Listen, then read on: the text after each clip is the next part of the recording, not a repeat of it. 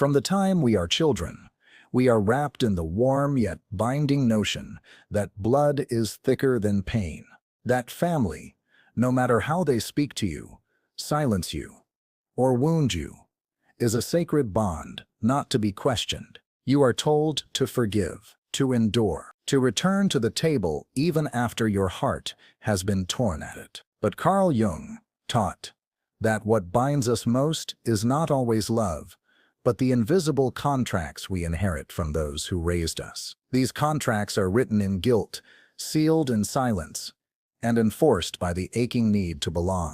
Let me ask you this.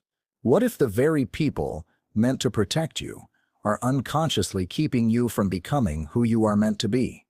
What if loyalty becomes a leash? In Jung's teachings, we find an uncomfortable truth. Family is not always the source of healing.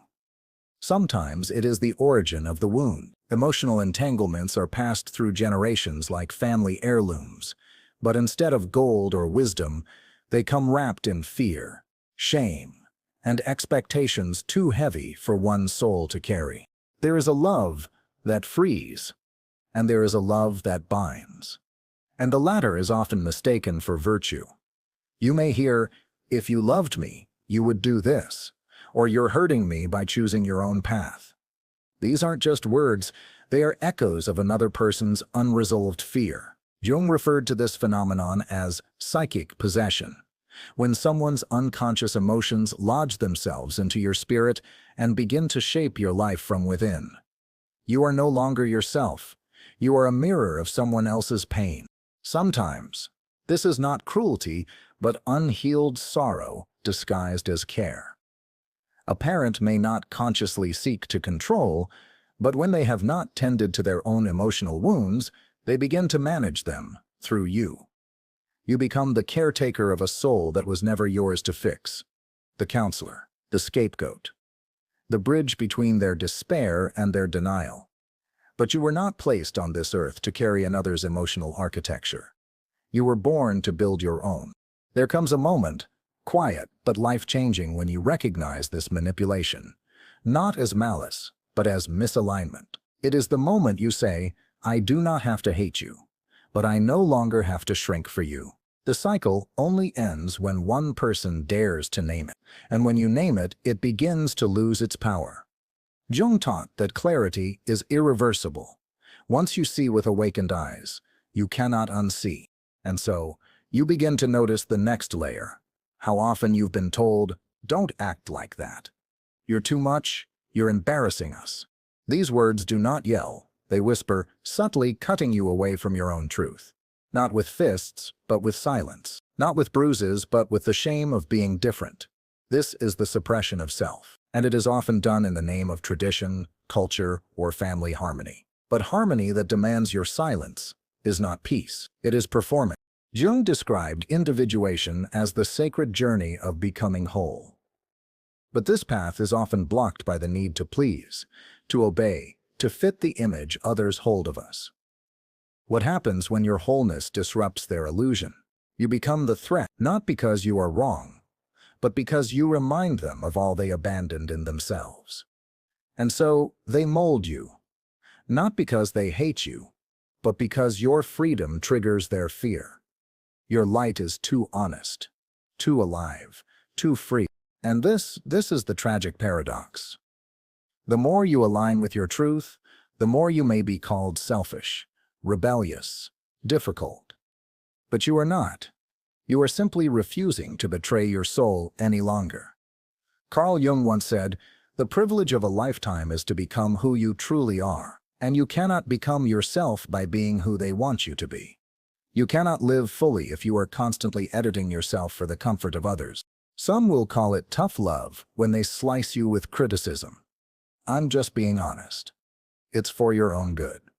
But love does not humiliate. It does not diminish. The truth is, their words are often projections of their own shadows, the disowned pieces of themselves they cannot face. Jung taught that what irritates us in others can illuminate what remains unresolved in us. And so when they tell you that you'll fail, they are echoing their own unlived life. You are not required to be the canvas for another person's disappointment. You are not the container for their broken dreams. And no, you are not obligated to stay loyal to a role that silences your spirit.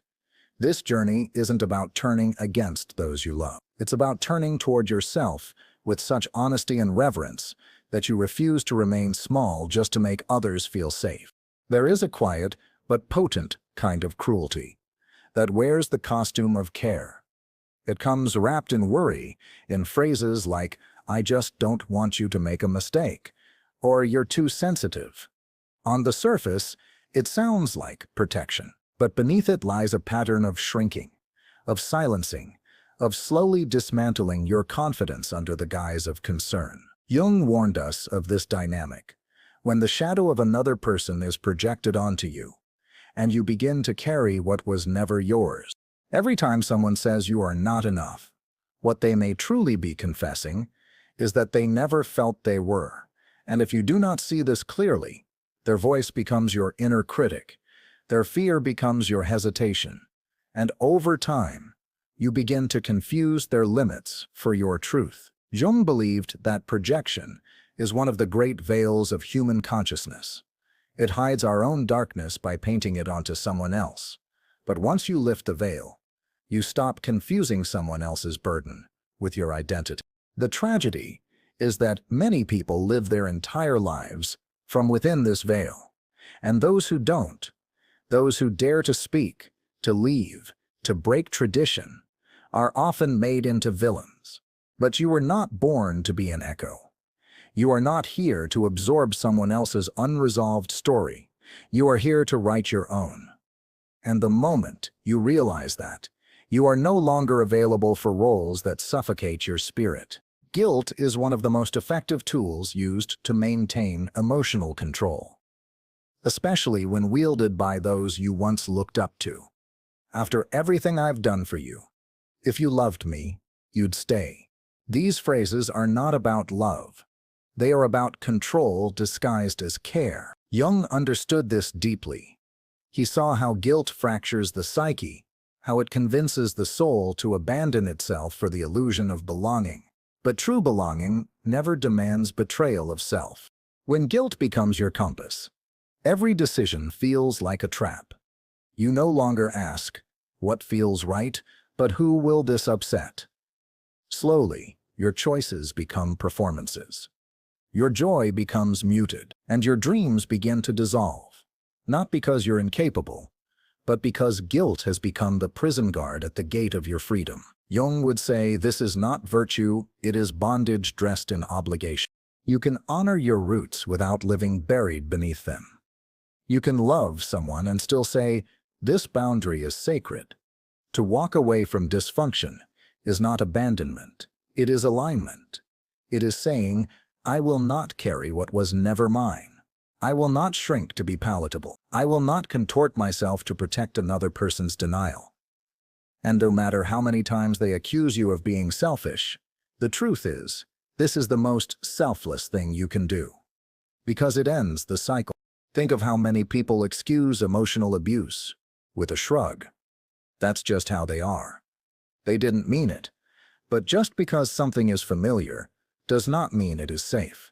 Just because you were taught to tolerate it doesn't mean it's love. Jung taught us that what we normalize in childhood becomes the emotional architecture of adulthood.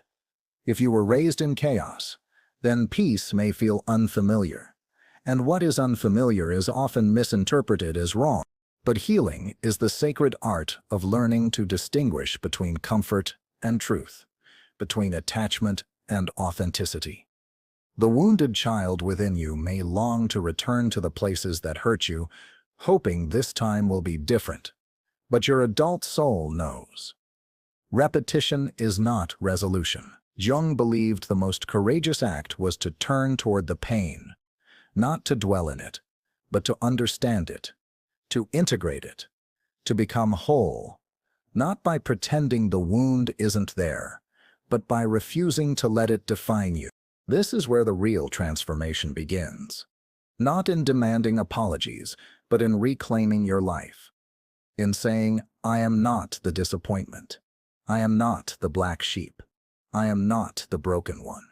I am the one who sees. You are not cruel for needing peace. You are not cold for choosing solitude over dysfunction. And you are not disloyal for loving from a distance. Jung reminds us, the most terrifying thing is to accept oneself completely. And yet, that is the doorway, the sacred beginning. So if you needed permission, here it is. You are allowed to stop explaining. You are allowed to stop shrinking. You are allowed to stop performing. For love that cost you your spirit. The path of individuation is not a rebellion. It is a return to the self you were always meant to become, no longer tangled in guilt, no longer caught in cycles of emotional inheritance, but standing whole, quiet, awake, and finally free.